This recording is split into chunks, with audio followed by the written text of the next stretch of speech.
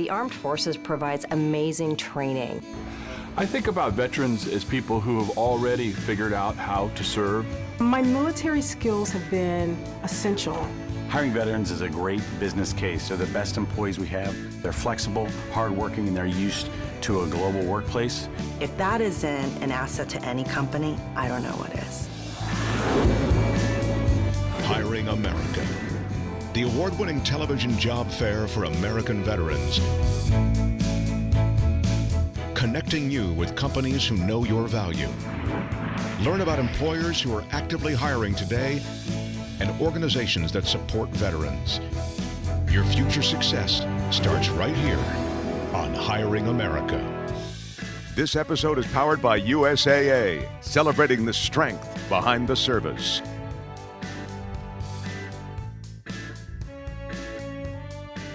Welcome to Hiring America. I'm Lauren Wonko. Today's show is dedicated to military spouses and the value they bring to the workforce. We'll discuss the challenges they face finding and maintaining employment and how that ultimately impacts our military's readiness.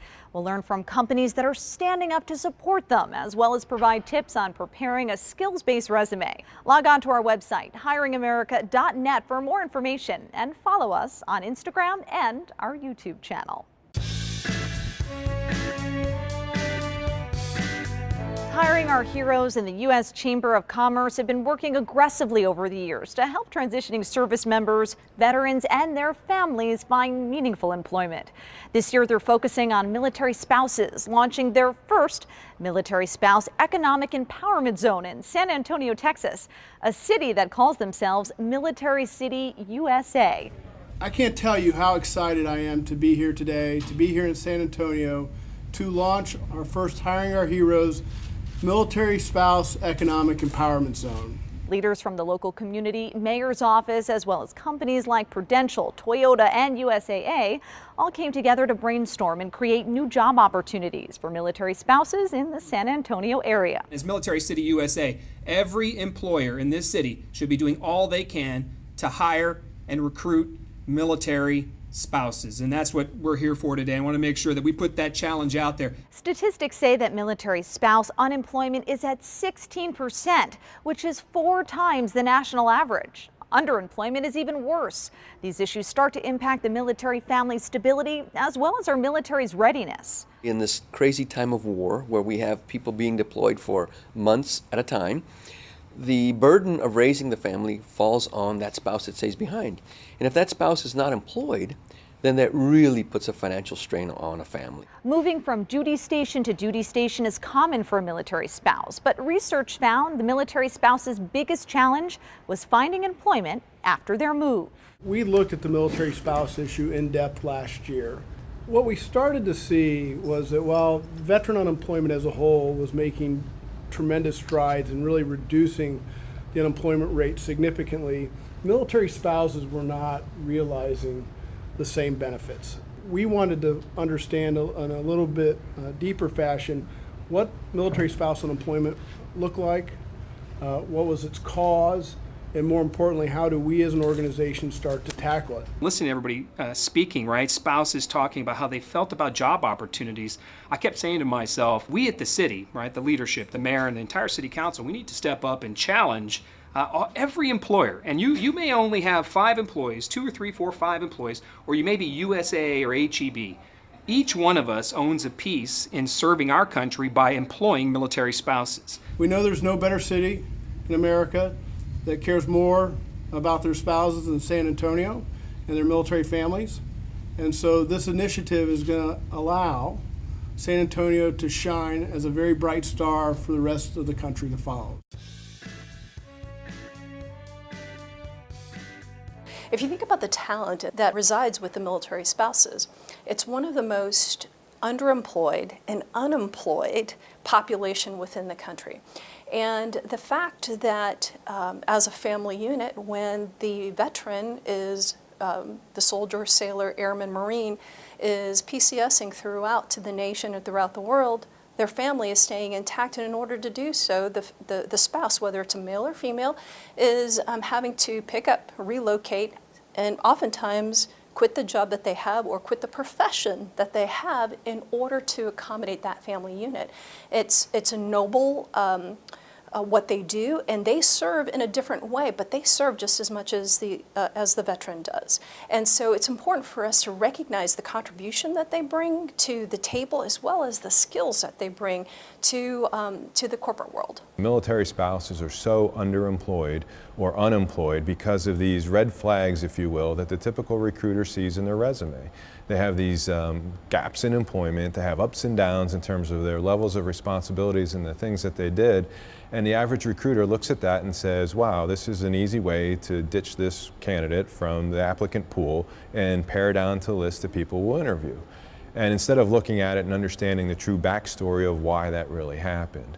So I've made this commitment to say I'd like to do my part as an individual person, but more importantly in my role at Prudential to say, what can we do to solve this problem? So at Prudential, we're all in trying to figure out how do we help military talent, both veterans and military spouses, find truly meaningful careers. It's not about just getting a job, it's about getting a career.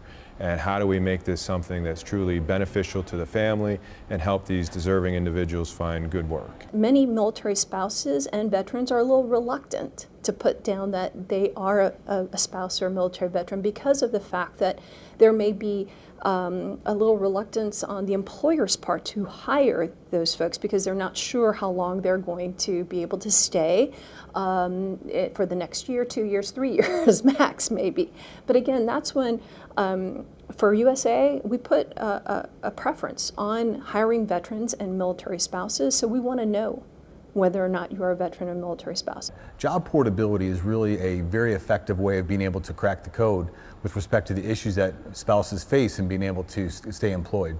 So we have a program, originally it started out of our El Paso office, where when we bring spouses in, we train them, get them the opportunity to acclimatize to the corporate culture, but then when their spouse comes up by military orders, they're able to take their job with them to any stateside assignment that they have. It gives them the opportunity to continue to have job continuity, have continuity in terms of their salary growth and their career, but it also allows a company like Prudential to be able to realize the investment that we made in terms of recruiting them, as well as the training costs that it take to get them up to speed. We recognized very early on that this was a population that not only has been underserved, but also met a business need for La Quinta. So as we hire about 8,000 people a year throughout our hotels, finding a population that was eagerly seeking employment was important to us. So what we found in both the veteran and the military spouse communities, that these were people who were extremely well trained, very well motivated, loyal, understood what it meant to complete a job, and to do it at a very, very high level. So whether we were looking at military spouses or looking at veterans, not only was it just the right thing to do, but it certainly met a business need for La Quinta as well. As the millennial groups are getting hired more and more now, as they're coming of age and they're entering the employment landscape, what we're finding out through our research is that these millennials and, well, everybody in the employment arena are moving from job to job within every 3 to 5 years. So whereas somebody in my generation may join a company out of college and then stick with that company for 25, 35 years, get the gold watch, the balloons, and the cake, and call it retirement, this generation is hopping from job to job, from location to location. So that plays really well for the military spouse force, because the military spouse population has to move every 2 to 3 years because of their spouses' military orders. When we started to think about what are the opportunities and where can we make the biggest impact, one of the things that I looked at was just my recruiter population. If you're trying to hire a lot of veterans and military spouses, then that first interaction with that resume starts with a recruiter that's screening those resumes for the hiring manager. Our recruiters are also good internal consultants for our hiring managers, so they're doing the screening, they understand what the veteran and the military spouse brings to the table, and then they have that conversation with the hiring manager and saying, look, here's the skills that you're looking for. This is the skill that this person brings to the table. You may not necessarily see it, it may not jump out to you because it is written in such a way, or you may not be familiar with a military spouse, but we do ensure that our recruiters understand the value and the skills and experiences that vets and military spouses bring to the table.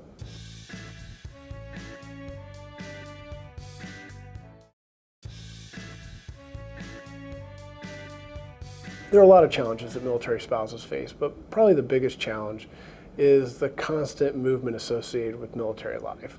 They're in duty stations for 2 or maybe 3 years. It takes a while after they have to quit a job and move to a new duty station to find another one. We recently did a survey that showed that 2/3 of military spouses have to quit their job because of a relocation, and then 40% of them take 4 or more months to find their next job. So it's really a never-ending cycle of being unemployed, looking for an opportunity, having that opportunity for a short period of time, and then starting all over again. I grew up a military brat. My father was in the Army, spent well over 20 years, so I watched my mom do the exact same thing, going from city to city and trying to find gainful employment. And in the smaller cities, sometimes it's really hard to do. There's just not that many jobs that are out there, and all the spouses are potentially competing for the same jobs. And it's one of those things where as employers, we have to be able to recognize that. As an active duty military spouse, I have faced all of the typical scenarios that we talk about nowadays. I've faced employment gaps, I've faced severe underemployment. There's a great fear once you get a position, even if it doesn't pay as well or there's not, career progression happening, you're so afraid to let that go because you don't know if you're going to get that next position. So for me, looking back on all of those challenges and all of those different times, it's really amazing to me to see now all these corporations having these discussions and working on ways to address these problems. A lot of times as a military spouse, you do feel alone. You're in a new place, you don't know people, you're trying to reach out and figure all of these things out. And career can sometimes take a back seat to all of the other things that you're doing.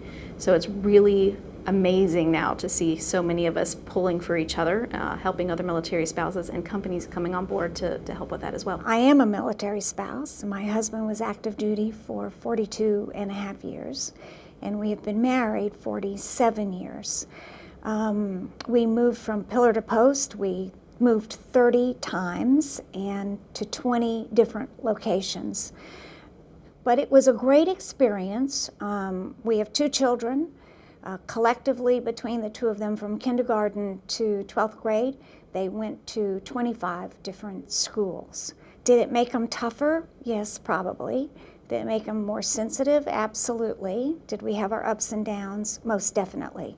But I think they're better citizens, they're better husbands and wives, they're better employees as a result of their experience. And they meet people with a handout and willing to give a hand up because that's what they learned being military kids. I was a college basketball coach for 12 years and had a wonderful career and loved it and thought it was fantastic that I could pursue my dreams and coached at wonderful places like West Point and University of Hawaii and Hofstra and really enjoyed my journey.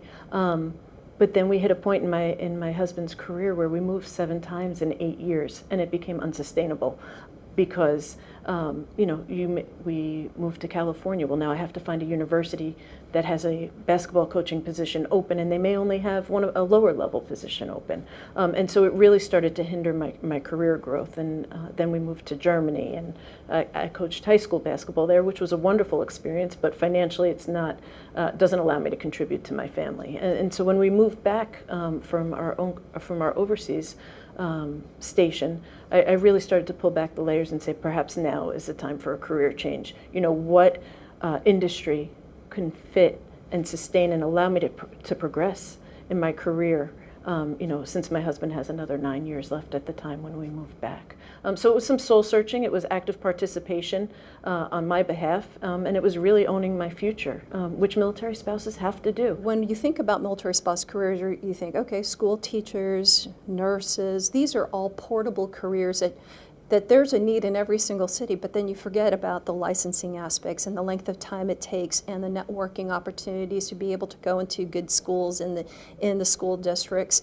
And so by the time you go through all those wickets, it's time for you to move again. One thing that I think the general population needs to know is that it's so much more than putting your belongings in a box and taking them to a new location. You have to learn a lot about a new community that you know nothing about well ahead of time. So picking schools, picking where you're going to live, figuring out all the logistics of your entire life, it's more of a challenge than I think people realize. In addition, you have to leave behind a network that you've worked so hard to build and start the process over in a new place. The great part about it is that the military community becomes your new family in a very real way. We support each other. You know, we all know that we're facing these challenges together, and it really builds camaraderie in a way that, you know, I haven't really experienced outside of my actual family. So there's some great silver lining to it. We've been to a lot of places, but moving around is a lot more than packing a box. It's every aspect of your life, your children's lives, having these conversations, and moving to a house, sometimes sight unseen. You just get there and hope that the house will fit your needs. So there's a lot that goes into it. I loved our life. I didn't love all of it, but we loved most of it. Would I do it again? I would.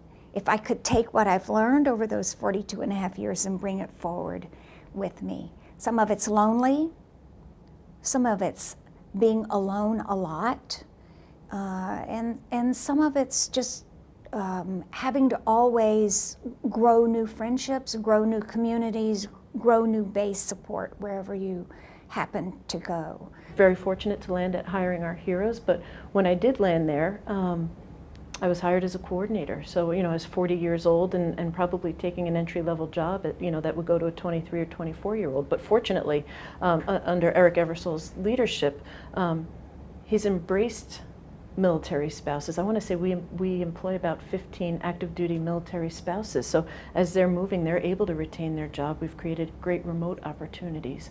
But sometimes it's being willing as a military spouse to be uncomfortable to get to where you want to be.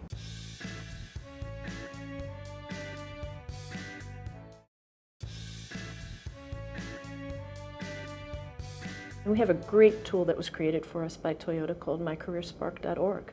Oftentimes when you look at a military spouse resume, you'll see gaps, you'll see nonlinear progression. And what MyCareerSpark does for that is creates a skills-based resume. So many of us are accustomed to chronological resumes, but a skills-based resume highlights all of your qualities, all your best qualities, and creates a resume where when an employer looks at it, they can see you as a whole person.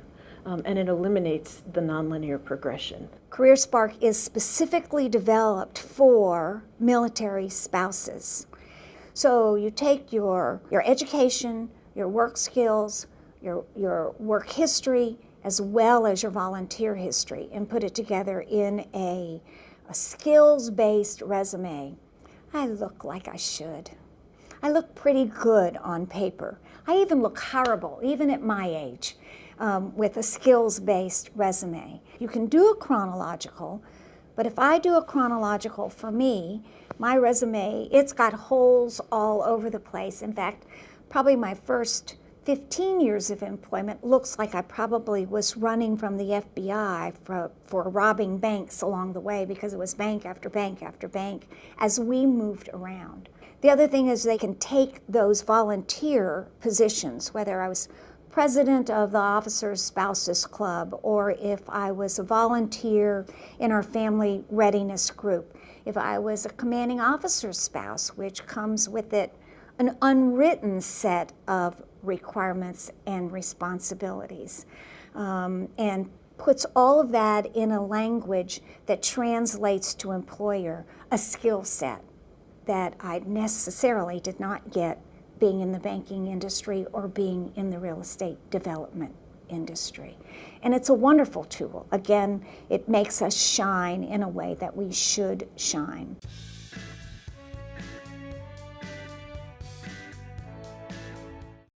Promotional consideration provided by JetBlue, a proud employer of those who served.